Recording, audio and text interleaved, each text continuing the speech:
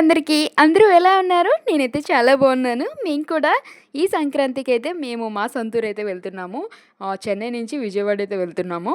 ఇంకా, ఇంకా ట్రైన్‌లో అయితే వెళ్తున్నాం కాబట్టి పాప కూడా ఉంటుంది కదా! ఇంకా బయట ఫుడ్ అంత మంచిది కాదులే అని చెప్పి ఇంక ఇంట్లోనే అన్నీ కూడా ప్రిపేర్ చేసేసాను. కొంచెం వెజ్ బిర్యానీ, కాస్త వాల్‌నట్స్, తర్వాత డ్రై ఫ్రూట్స్, కొంచెం స్వీట్ పొటాటో కూడా అన్నీ కూడా తను ఏదైతే ఇష్టంగా తింటదో అదే పెడతానికి ట్రై చేస్తాను. ఇంకా తనకి ఇష్టమైనవే ఇంకా కుక్ చేసేసాను కొంచెం తొందరగా లేచి. ట్రైన్ వచ్చేసి ఇంకా 7:30కి, 7:40కి అలా అయితే ఉంది. ఇంకా మేముండే ప్లేస్ నుంచి ఇంకా చెన్నై స్టేషన్‌కి వెళ్ళాలంటే 1 అవర్ అయితే పడుతుంది ఖచ్చితంగా. ఇంకా పొద్దున్న కాబట్టి కొంచెం ట్రాఫిక్ ఏం లేదు కాబట్టి 40 మినిట్స్‌లో అయితే మేము చెన్నై స్టేషన్‌కి రీచ్ అయిపోయాము.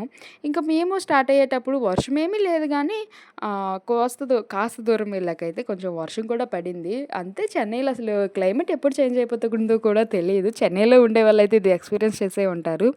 ఇంకా పాపను కూడా కొంచెం తొందరగానే లేపేసి స్నానం అది చేపిచ్చేసరికి తను కూడా బాగా డిస్టర్బ్ అయిపోయింది. ఇంక తను కూడా బాగా ఏడుపైతే స్టార్ట్ చేసింది మేము వెళ్ళేటప్పుడు. తన డాడీకైతే ఇచ్చేసాను. నీకైతే ఇప్పుడు చెన్నై స్టేషన్ చూపిద్దామని అనుకున్నాను కానీ మేమైతే ఎంట్రన్స్ నుంచి వెళ్ళలేదు. కొంచెం పక్క ఎంట్రన్స్ అయితే ఉంటుంది. ఇంక దాని నుంచి అయితే వెళ్ళాము. పాప కూడా ఫుల్లు డల్ అయిపోయింది. ఎందుకంటే మార్నింగే లేపేసాను కదా! అందుకనే. ఇంకా మీరైతే ఇక్కడ చెన్నై స్టేషన్ చూడొచ్చు. ఎంత బావుంటుందో చెన్నై స్టేషన్ కూడా. విజయవాడ స్టేషన్ కూడా బావుంటుంది. చాలా బావుంటుంది. అదైతే అక్కడ 10 ప్లాట్‌ఫార్మ్స్ అలా ఉంటాయి. చెన్నై స్టేషన్‌లో అయితే ఒక 8 అలా ఉన్నట్టున్నాయి. నేను అంతగా గమనించలేదు కూడా. ఇంకా స్టేషన్ మొత్తం కూడా ఇలాగ పైన రేకుల్లాగా కాకుండా అంటే ఇలా నాకిది చూస్తుంటే ఏం గుర్తొస్తుందంటే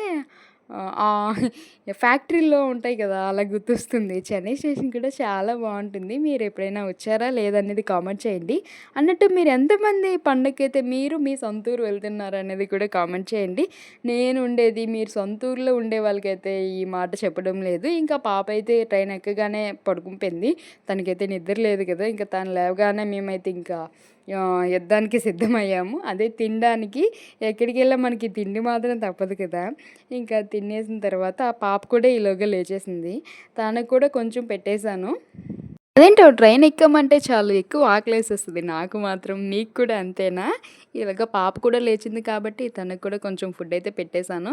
ఈ ఆకలిలోనే మధ్యలోనే సమోసాలంటారు, తర్వాత ఇలా కూల్ డ్రింక్స్ అవన్నీ వచ్చాయనుకో టెంప్ట్ అయిపోద్దాం. కానీ అవన్నీ చూసామని అంటే తినకూడదు. అదొకటి గుర్తుపెట్టుకొని తినకుండా ఉండాలి. ఈలోగా మా పాపకి అవన్నీ కనిపించాయనుకో ఇంక తాను కూడా అడుగుతుంది.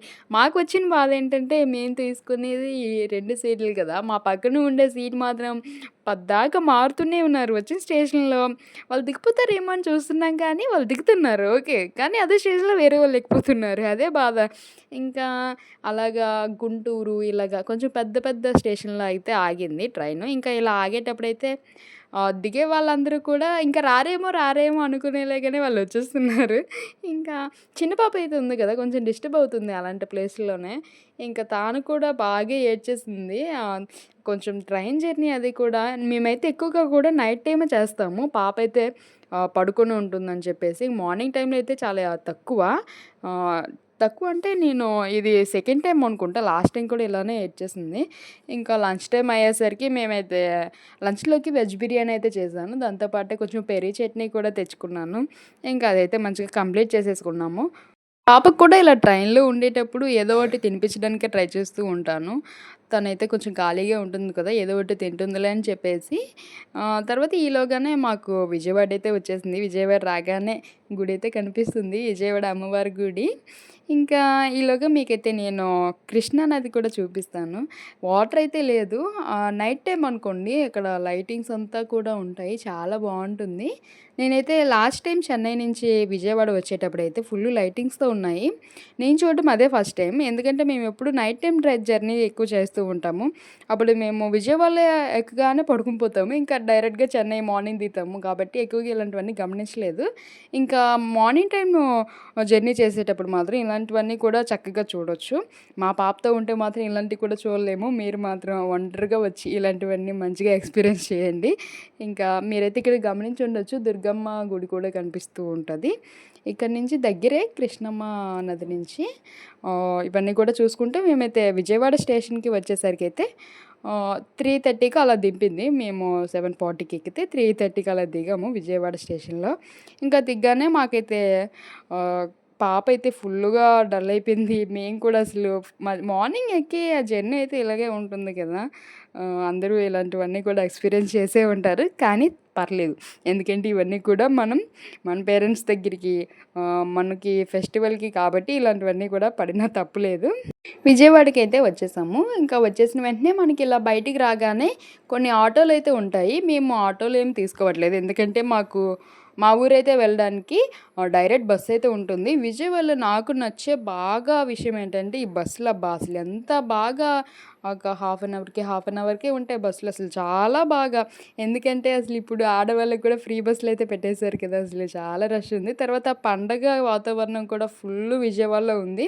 మీకైతే తెలిసే ఉంటదో లేదో నాకు తెలీదు గానీ, విజయవాడలో ఉండే వాళ్ళకి మాత్రం బాగా తెలుసు. ఈ రోడ్ మాత్రం ఏమంటారో తెలుసా? దీన్నే బీసెంట్ రోడ్ అంటారు. అసలు అందరూ ఎంత రష్ ఉందో చూసారా? అసలు పండగ వైబ్స్ అన్నీ కూడా అసలు ఈ బీసింగ్ రోడ్ మీదే ఉన్నాయి. అసలు ఎక్కడ చూసినా అసలు ఖాళీ లేదు. అసలు పండగ షాపింగ్ మాత్రం బాగా జరుగుతుంది. విజయవాడలో ఏంరా అంటే మనం గాని బస్ ఎక్కామంటే ఈ చివరి నుంచి ఆ చివరి వరకు రోడ్డు మొత్తం కూడా పక్కనే ఉంటాయి.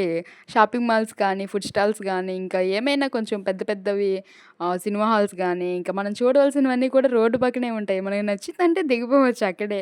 ఇలా భలే ఉంటుంది కదా! ఇక్కడ నేను చూపించేది డాక్టర్ అంబేద్కర్ గారి స్టాచ్యూ, తర్వాతొచ్చేసి స్టేడియము ఇవన్నీ కూడా. ఇదొచ్చేసి పీవీపీ మాలు విజయవాడలోనే చాలా పెద్ద మాల్ ఇది కూడా. ఇది కూడా అస్సలు ఖాళీగా ఉండదు. ఎప్పుడు సండే వచ్చినా సరే అస్సలు ఖాళీగా ఉండదు. అసలు ఈ పండగ టైం కాబట్టి అస్సలు ఖాళీ లేదు. మేమైతే ఇవన్నీ చూసుకొని ఇంటికైతే వెళ్ళిపోయాము. అంతే ఈ వీడియోకి. Thank you.